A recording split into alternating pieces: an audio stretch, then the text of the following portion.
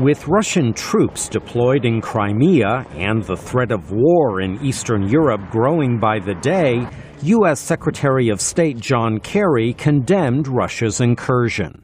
A brazen act of aggression in violation of international law, in violation of the UN Charter. It's a 19th century act in the 21st century.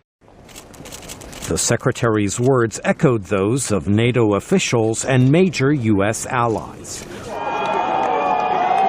Moscow says it is acting to protect Russian citizens and sympathizers in eastern Ukraine, a goal Kerry said can be accomplished without the use of force. We ought to be able to work this out through the diplomatic process.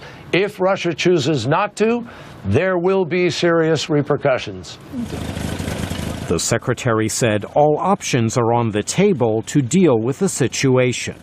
Republican Congressman Adam Kinzinger says America's diplomatic reset with Russia has failed. And now it's time to respond with strength. I think it's important to talk about economic sanctions. It's important to talk about aid to the Ukrainian people. To get on the record, have Congress on the record supporting the inclusion of Georgia into NATO. So talk about the fact, look, Russia, if you want to threaten your neighbors, including the Ukraine, we're going to go ahead and talk about the expansion of NATO. Other U.S. lawmakers say an upcoming G8 summit should be moved out of the Russian resort city of Sochi, which hosted the Olympics last month.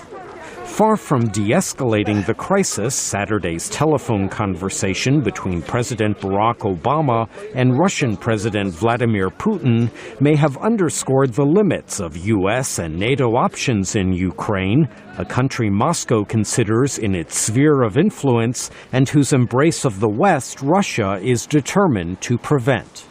Michael Bowman, VOA News, Washington.